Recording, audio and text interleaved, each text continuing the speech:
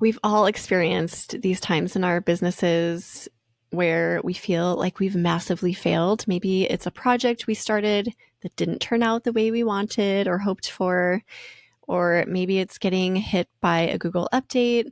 Whatever it is, we all feel like we've failed from time to time, and we want to stop, throw in the towel, and never return to our businesses. Sometimes the failures can seem really hard and disheartening.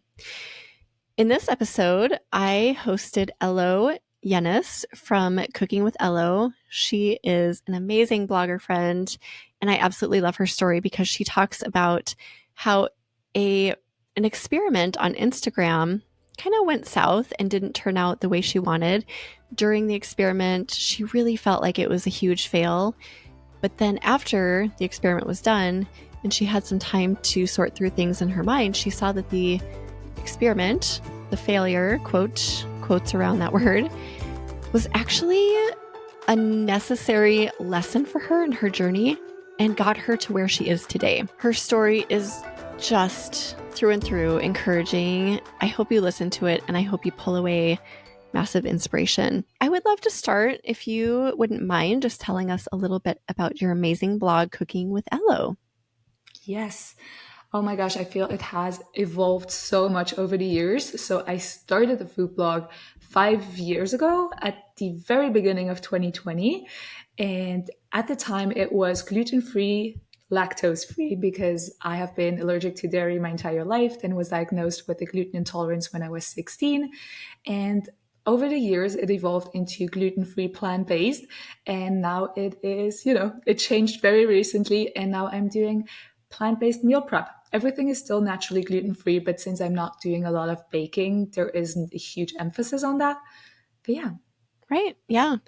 And the evolution has just been natural for you. I love how it's like, okay, this Yes. doesn't make sense anymore. I'm moving into this and leaning into what your people need as well, right? So you have to listen to them. Yeah. Cool. And your website is just so beautiful. If you guys haven't seen Elo's website, please go look. It's just clean and crisp and colorful and so beautiful. Yes, completely redid it over the last few weeks. Like it's been live like this for just 3 weeks, I Oh my think. gosh, Yes. that's so exciting. Isn't it It's been fun a to fun get a project. refresh? Yes, Oh so my fun. goodness. I'm just looking But through so it. much work. Yes, right. Oh, it is so pretty. Okay, so we're going to talk through a story of yours where you just felt like you were working so much. I know you were trying to really make traction on Instagram specifically. Do you just want to talk us through that story and kind of where you were at back then? Yes. So, for those who don't know, I did the 100-day recipe series or recipe challenge on Instagram. I feel like I really loved the series as a user. I found it super engaging, super interesting, knowing that a creator would provide something that I'm really interested in for 100 days straight. Because sometimes you follow a creator because of a certain format and then they stop doing the format or they don't do it as often as you hoped they would. And then, it's kind of disappointing. But when you know that a creator is really committing to doing something for 100 days straight, like that feels so cool. And I also felt like rewarding the creator with a follow, of course. And so I feel like there have been a few food bloggers that were very successful with it. I'm thinking of Sarah Brown from the account Cezzy Brown, and then Liz Douglas from Glow Diaries, who, if I'm not mistaken, has been on the show too, right? Yes, yep. Yes, I loved her episode. And they have grown like hundreds of thousands of Wow. followers, over 200,000. Like it was absolutely crazy. And I think Liz has done a YouTube episode on her channel where she's talking through the entire experience, which has been very different from mine. So if you're interested in that, I feel like the listeners could totally go watch that video. But I found it very inspiring. Have been playing around with the idea of doing the series myself, especially because I had been hit by the helpful content update at the end of 2023. So I had lost like 75% of my Oh, traffic, as so many of us did. And to be fully transparent, I had to take a break from the blog. I kind of ignored my blog for a few months. I had to yeah. take a step back. And that series felt like a comeback, like really going all in again on the blog. So I was playing around with the idea, and then I had an online friend of mine like really out of the blue send me a DM and say, "Hey, Elo, I feel like you should totally do this 100-day recipe challenge. I feel like you would have so much success with it." And that felt like such a sign to me, because I was already playing around with the idea. And then I thought, if she's seeing What? it too, like maybe there is something to it. And so I think that day I decided I was going to do it. I was going to go all in. And that's how it started. Okay, and that was so a year ago, about a year ago. Yes, that was at, I think, mid August. So I basically sat down on my balcony. I was outside. I started brainstorming. I tried to brainstorm 100 recipe ideas, came up with about 75. And I really tried to mix in some that were easier, that required little recipe testing, like easy shootings, etc., with some recipes that were a little more elaborate, required more testing. And I tried to think of content buckets that I wanted to have on my blog and how I could fill those with the series. Because, as I said, the goal was to grow on Instagram, as I had seen these other creators do, but also get back into blogging after taking a time off.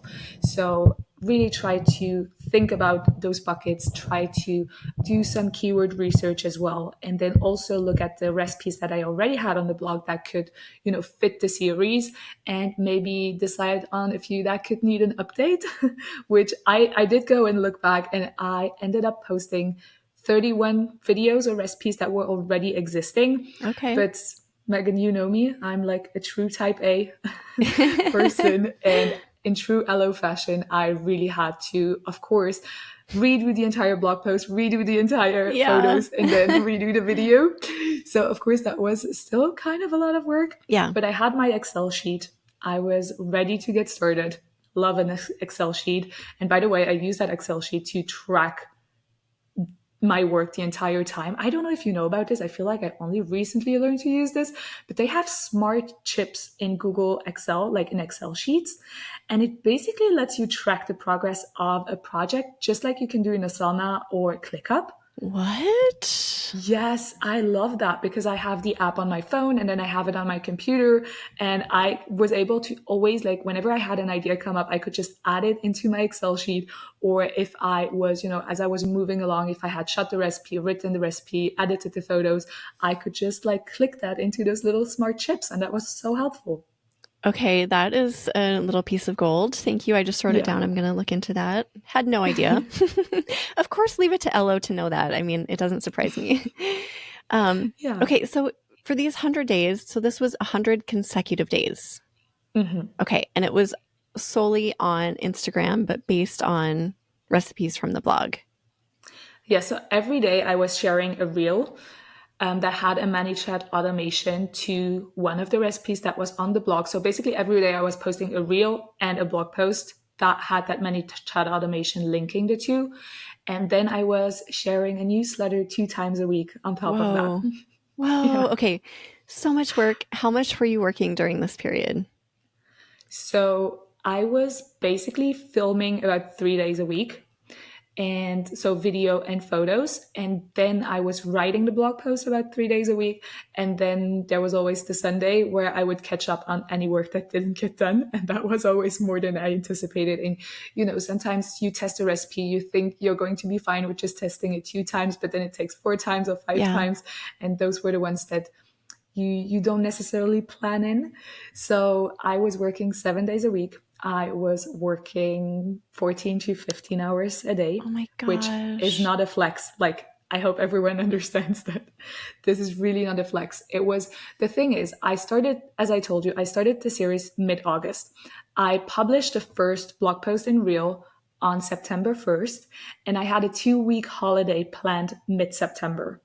So even though I started with being 3 weeks ahead on my content, after my holiday, when I got back, I was only 1 week ahead for 2.5 months. Oh And gosh. that was kind of my mistake, if I can call it that. That's the thing I would do differently right now if I had to do it again, is really have more content planned ahead of time, or have more of, buffer recipes that are already like on the blog with good pictures, with good writing, maybe even already have a video that I could reuse for those days where, just you don't feel like shooting, or Yeah, you're running they behind, happen. or you get sick, all Yeah. those things happen, as you said.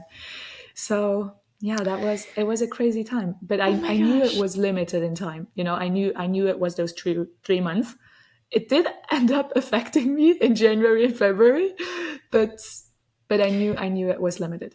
Did you have burnout after? Not burnout, but I ended up having a very bad gastritis in Oh February, and that no. was stress related for sure. Oh, So Elo, I'm so sorry. yeah, Yeah, don't discount you. that. I mean, that your Mm, body knows when you're doing too much and it will tell you. So that was your body yes. telling you, whoa, slow down. I think I ignored the signs in Yeah. January, so that's why it ended up happening in February. But yeah, Oh my gosh. Well, I'm so sorry the you went through timing that. was. So after the 100 days, what happened? What did you find in this whole experiment? So I feel like what I was really hoping was to, if we're honest, was growing on social media and driving a little bit of traffic to the blog. Like, I'm not naive. I know people don't want to leave the platform, but I was still hoping with the automations that people would end up on the blog for certain recipes. And it was a complete flop. Like, nothing really happened. You see those other creators grow hundreds of thousands of followers, and I think I maybe grew like 600 followers, with 700 within those 100 days. And that was that definitely felt like failure. Especially, I remember around day 50. You've been super consistent, you've been putting all that work in, you've been very hopeful this entire time. You're like, okay, I'm only 20 days in, 30 days in, it's only been a month, like, let's keep going, let's keep going. And then you're at half time, and that's when you realize, like, oh my gosh, this is really, it's not going the way I was Yeah. hoping it would go. And that was a little disappointing. And then it was harder to keep on going after that. But I'm someone, like, if I commit myself to doing something, I'm going to push through. So I did push through, but it did feel like failure a lot of the time. And I really started questioning myself and over analyzing my content, trying to find the things that were wrong with my videos, that were wrong with my storytelling, comparing what are other creators doing, like, how can I be more like them, which in is not the way to approach things, as I've Yeah. learned right now. But that's what I was doing at the time. And yeah, it was Oh, that's too much. hard. Yeah, Yeah. especially after all of that work and okay, first of all, going through the HCU stuff that you went through, having the break you needed, Yes. and then coming back feeling like, yes, I have a strategy. I know I'm going to implement this new thing, and then having that feeling of I've been working so hard and now seeing that it wasn't working the way you wanted it to. Hmm. And then right away, you were focusing on what am I doing wrong? What are other people doing? Looking at those things. So, at what point did you maybe have a realization that you needed to rethink things? I think it's really been a few months after the end of the series, having that distance to the project Yeah. and not being so emotionally tied to it. I realized that I was doing a good job. Like, if I'm being very objective, my videos were good, my visuals were good, my recipes were good. I was working on my storytelling. Like, this was not one of my strengths, but I was doing a very okay job. And I was, as I said before, over analyzing everything. And I feel like so many of us, get trapped into that over analysis, and cannot just see the good work that we're already doing. And maybe it was bad timing, because so many other creators were already doing the series, and there's always a little bit of luck that is part of those things. And yeah, now with the distance, as I mentioned, to the project, I was really able to see that I was doing a good job. It was fine. And it was probably just not meant to happen at the time. Like, it did not happen yet. Yeah. Let's be Didn't honest. happen yet. I love that. Yeah. But it will come when timing is right. That's Yeah. what I believe in. And you saw kind of this thing that you're calling like, oh my gosh, this was a failure. Hmm. And now you have a more positive spin and you're seeing Yes. like, how can you move forward past this? So where are you at right now? Mm, I think just rephrasing the word failure and acknowledging that it was not failure, it was just an unmet expectation. Mhm. I had that expectation of growing followers and growing on social media, and that expectation did not get met, but I did not fail. I posted like Yeah, 100 videos and 100 blog that was posts, not a and failure. No. I pushed through and I did the thing. And I worked on my blog, which was such a big goal of mine. I got back into blogging and I made my blog better than it has ever been, basically. So I think just rephrasing that was already like such a big step for me personally. And I just want to encourage everyone out there, that is really, that feels like he or she is failing. Like, it's not necessarily failure. It's probably more disappointment, and success does not happen overnight.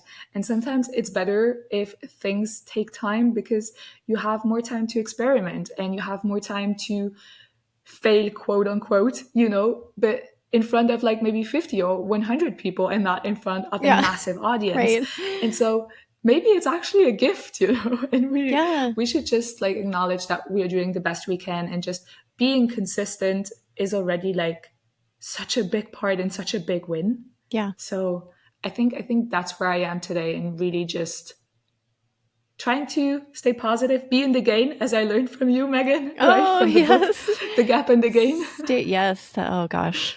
It's such a good message. Yeah. Yeah, well, I just want to commend you for doing that because I think a lot of people would have seen what happened as like a big failure and run from it and just never looked Hmm. back. But you took the time to evaluate and say, okay, this, I showed up, dang it, like Yes. consistently. And you did such, I watched all of your stories, Elo, and, or your reels, and they're so good. I mean, you put so much quality effort into those and you can see it. So that was not a fail. That was part of your growth, I think. And for you to be Yes. I able to did learn recognize so that. much. Yeah. And to learn all the things you learned. So what are some of those things that you learned during that season, I guess? I think it was skills like my filming. So I learned how to film video and shoot the step-by-step photo at the same time. That's not something I was doing before. And doing that for, like 3 times a week for so many weeks, now I can really set up my entire equipment in just 5 minutes. I know where the good lighting is. I know how to set up my artificial lights, etc.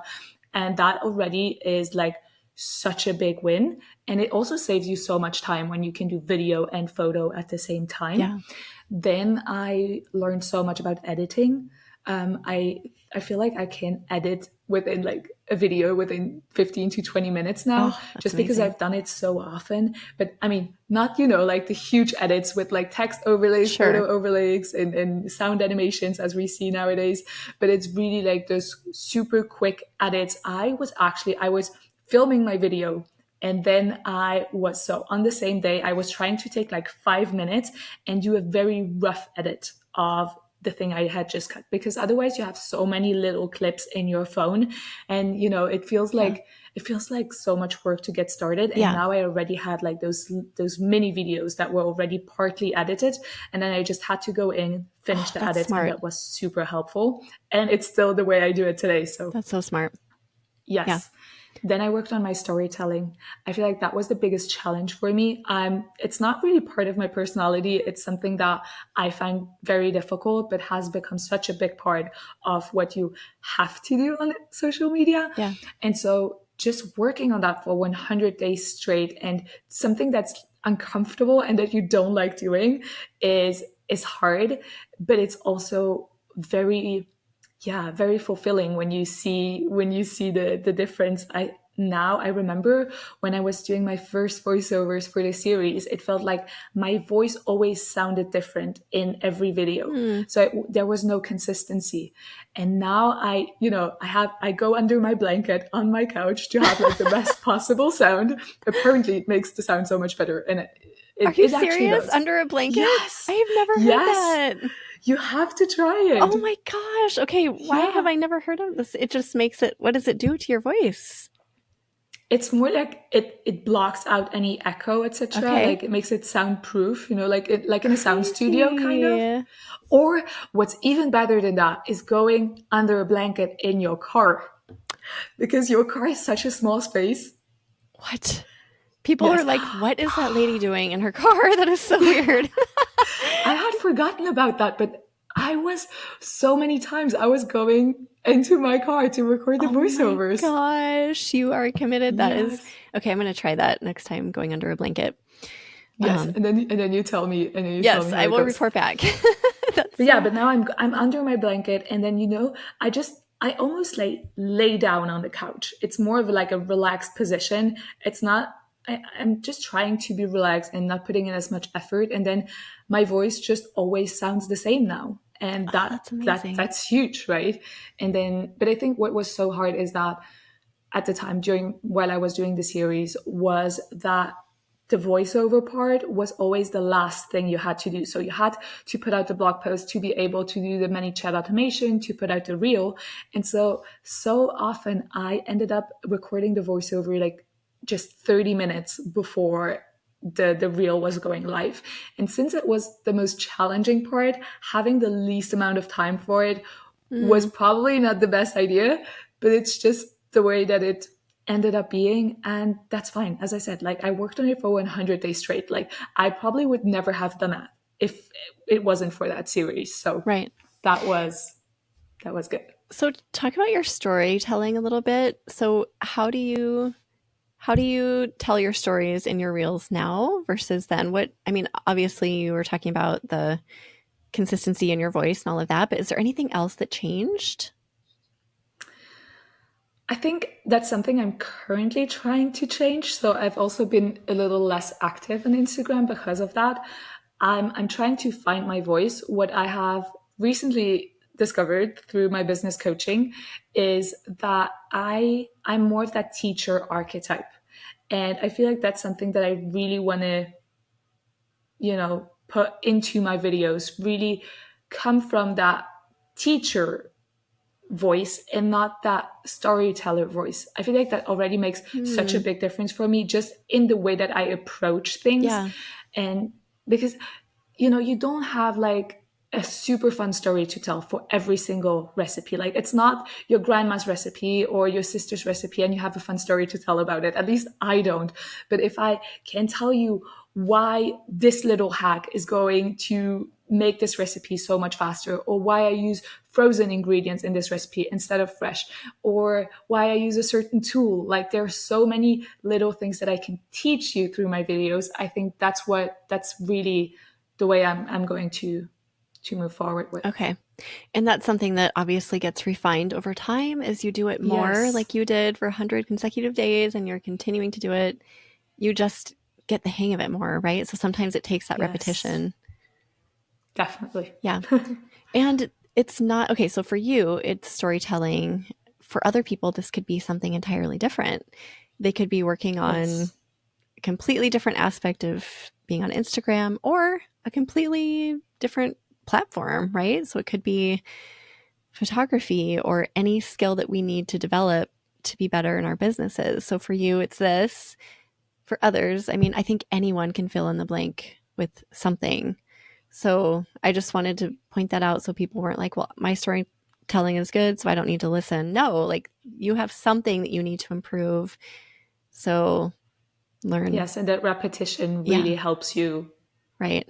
improve those skills because it Yes. forces you to do it. And especially when you've committed to it publicly. Yes, It's not right. like That's a you're big not just doing thing. it for yourself, because it's so easy to say, oh my gosh, no, I'm too busy today. I'm going to do it tomorrow. And then you end up always pushing it back. I know I'm that way, but when you've committed to something publicly, and especially for such a long period of time, it really forces you to do it. Yes, right. No, that's a good point. So, how has this whole experience shaped your blog? Because I know you just did a refresh on your blog Yes. and you refined your niche too. So, talk about that. I think the fact that this series didn't take off was kind of the best thing that could have happened. Because imagine it would have taken off, then I would probably have focused so much on my time on growing or continuing to put out the content, etc. But since it did not happen, and as I said, I was over analyzing everything, but it also made me look for ways that I could improve my content and improve my blog.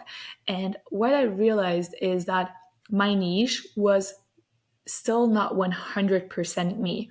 And I feel like we always get told like we should niche down, we should be super, super specific. And I feel like for years I've been trying to find my niche. And what's crazy to me when I look back is that it's always been there. Like it's been there for Mm. I just 10, got like a goosebumps. decade. Yeah, and I just could not see it. I have been meal prepping since I was in high school, whenever I got diagnosed with a gluten intolerance, because I had to, bring lunches to school. There was nothing I could eat at the cafeteria or at the school restaurant.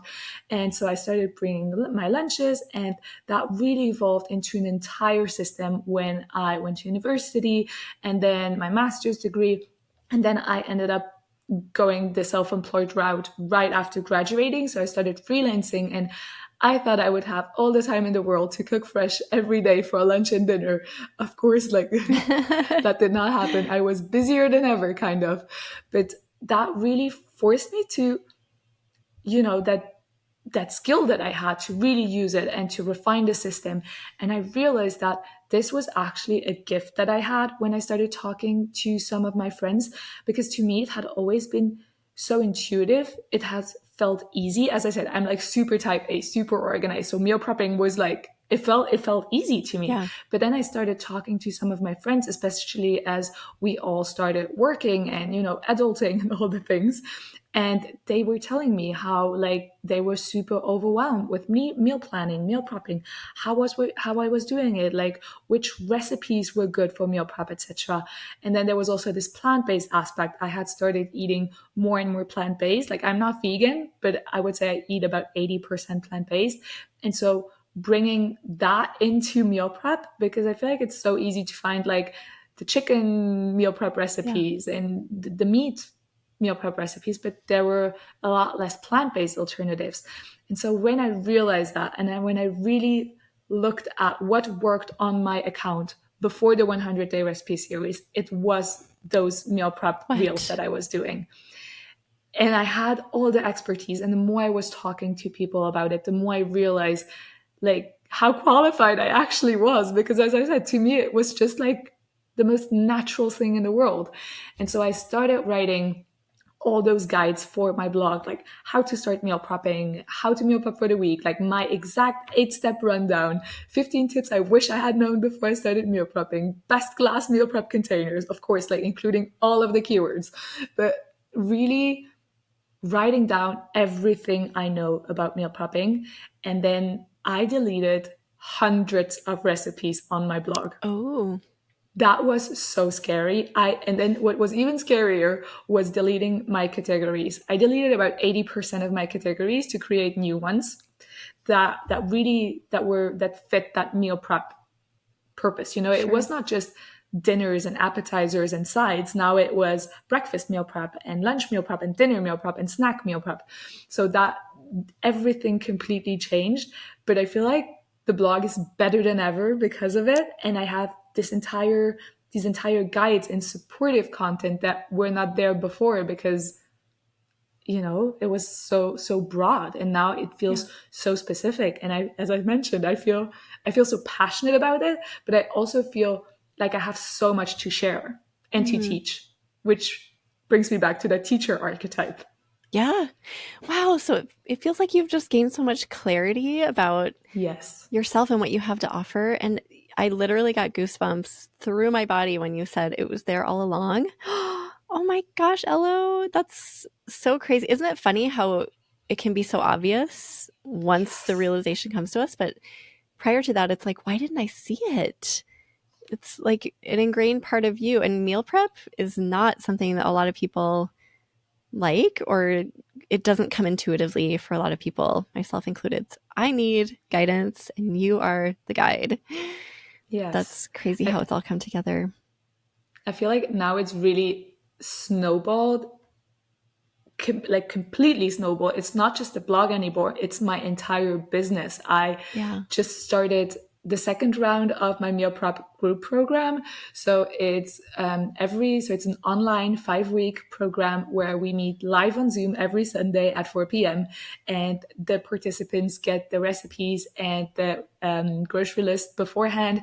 Then we meet live on Zoom. I guide them through the entire session. The work is basically done for them. They just have to show up. They just have to cook alongside me. And then when they close their laptop after 2 hours, their fridge is packed with food. And you have that mental load that is taken off your shoulders. You have someone that is guiding you, that's motivating you, that's keeping you accountable. I feel like accountability is such a big part Yeah. when it comes to meal prepping, especially as you said, when it's not something that you like doing or that feels hard to you, when you have or you have a date and a place that you need to show up Yeah. to, it makes it so much easier. Right. And yeah, so now it's become a big part of my business. I'm currently working on even offline meal prep services for pregnant women to help them prep for postpartum. Oh, So wow. That's yeah, so I feel like I've cool. I've really found my purpose in this, like my why. Oh, It's not just a niche. It's really like I feel so much more fulfilled than when I was doing that 100-day recipe series. I feel like now I really know how I can help others and how I can teach others. And especially in times like pregnancy, that are yeah. so transformational, just being there for these women and just contributing just a little bit. And that 100 days that at the time may have felt like a failure has led you here. And that I think Yes. is the whole theme of this episode is like if you're going through something that just feels like you're stuck and that you're failing, that you have to trust that there is a reason. And down the road, you're going to look back on this time and see that it's not a failure, that it's leading you somewhere better because it's definitely done that for you. I almost feel emotional. Wow. I'm so happy for you. And I bet this has also just built kind of a foundation, like you said, for your entire business, but this Yeah. also gives you opportunity to do other things and speak naturally about it, like going on podcasts and I don't know, doing other, Magazines, yeah, magazines or magazine exploring other, features. yeah, right. So does everything feel just more natural and aligned now for you? Yes, and I also feel so much prouder of my blog, Yeah, being able to send a pitch to a magazine and say, "Hey, would you like to feature these 3 recipes? Here's my blog. Like you have all the info about me and it looks pretty and you can see that I know what I'm talking about." Like I feel so much prouder to share that with the world and to share that also with people in my field with sometimes you just have networking opportunities and networking right. events, and it just, I don't know, I feel more like an expert in what I'm doing and not just a food blogger. I, Yeah. I hope that makes sense. Like I don't mean that in a negative way, but No, I know sometimes, what you mean. yeah, when you say food blogger creator, it's always like, It's but more than then that. I mean, we all know yeah, it's so much more than the we know. words food blogger. Yes. um, yeah, I know what But you now it's mean. meal prep coach. Right. It's And not just food blogger. It's yeah. yeah, and so much, I mean, even more than meal prep coach, you're so much more than that. Yeah, you can embody all the things and you're actually making a difference in the world. You know why, your why. Yeah. And then do you have products that you're selling now, or is that something you're getting I'm into? Yeah, I'm working on it. So I would Okay. love to do a, self-paced meal prep program where I have like modules telling you everything about meal prep, but then also guided meal prep sessions that will probably be 1 hour long and not 2 hour long. But really for those people that cannot join on Sundays, that work shifts, that have kids, that, for so many people, Sunday is not the best day.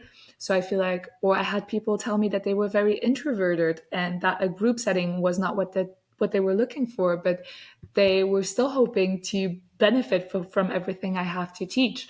So that's what I'm working on. Then I would also love to do a bundle.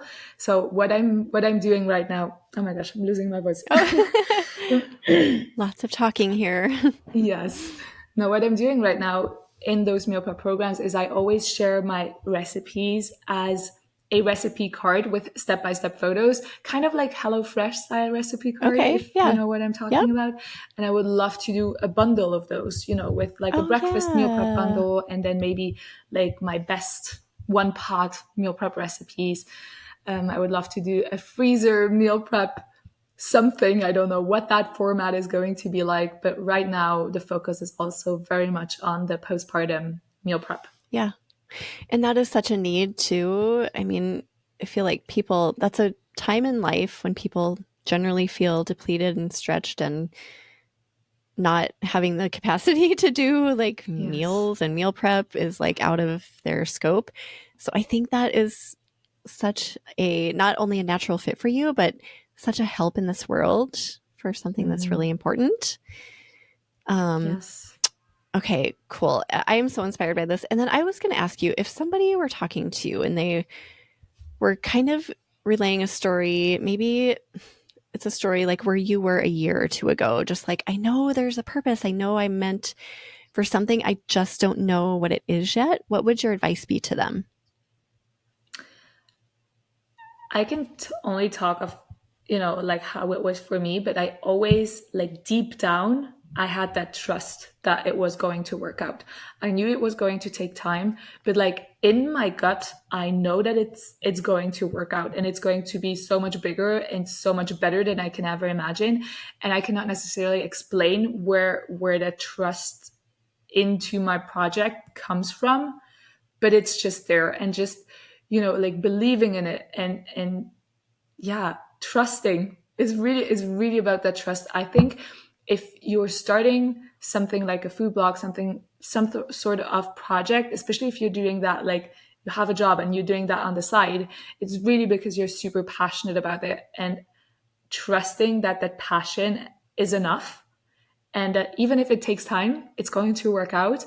I think that is what has brought me to where I am today, and always kept me going, even though it felt like I was failing and it felt like it was super hard. Like, I'm not going to lie, in January, I did look up jobs and I was like, okay, it Oh, would be so much easier to go to, yeah. I don't want to say go back to a 9 to 5 because I never had a 9 to 5. But Yeah. sometimes it just feels easier, but you keep going anyway because you know that it's going to happen. Yeah. And I think most of us do have that gut feeling that there's Yeah. something more, there's something we're meant for.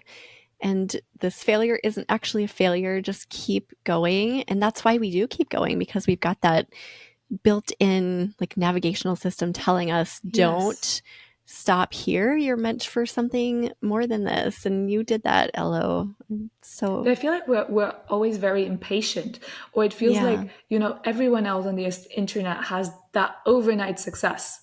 And every time I Yeah. see someone having like an overnight success, they have been working on their food blogs or on their accounts for years and years and years. Like maybe they had one series that really took off now, but there's been so much work that has been put into that way before. So even though it feels like it happens super quickly for so many people, overnight success is just for like a very, very small minority. And for most of us, it just takes time. And as I said before, sometimes it's better that it takes time because you can experiment and you can fail before it works. And you have time to refine all those skills and to Hmm. become a better everything storyteller, fill in the blank. Um, and in retrospect, you can see that. You can see that Yes. you needed that time to refine and to grow and to become the person that you are now. So, okay, is there anything else you want to mention before we start saying goodbye about your amazing story? I I don't think so. Okay, I well, mean, thank unless you. you have another question, but No, thank you for sharing it. I think this will be so inspiring because, as you know, this is a time when it's been really hard for a lot of people, not just yeah. with Google and updates, but with all aspects of people's businesses. A lot of people talk about wanting to give up and just throw in the towel. But if you have that ingrained passion that Ella was talking about, that you know you need to keep going, I hope this is encouragement for you to do that, because look what has happened. I feel like you're just so free and light. Like, okay, I've figured out my purpose and here I am showing up for the world, which is amazing. Yes. Thank you, Elo. Your story is so awesome. And as always, it's great to see you and chat with you.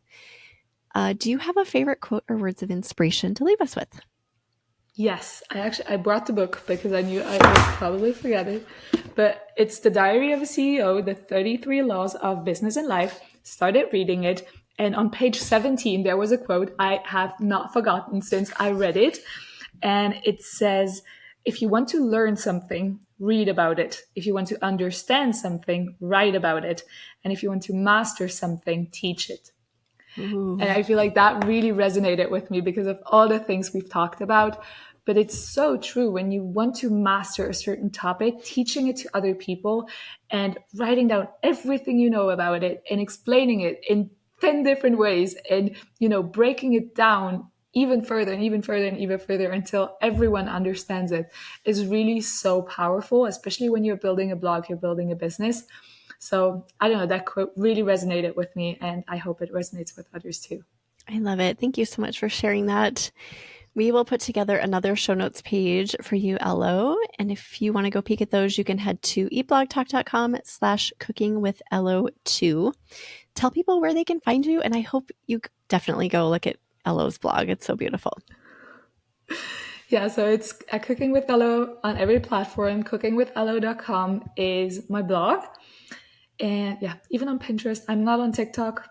I completely ignore that platform. Oh my gosh, me too. I feel like we're the only ones in the entire universe. I'm like, I have people all the time like, oh, did you see the new TikTok? And I'm like, nope, I can't.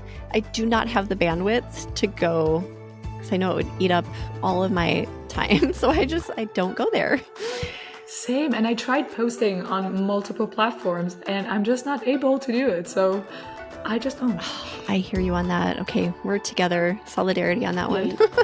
Well, thanks again, Elo, and thank you for listening, food bloggers. I will see you next time. Thank you so much for watching. If you enjoyed this topic, be sure to watch the video shown on the screen.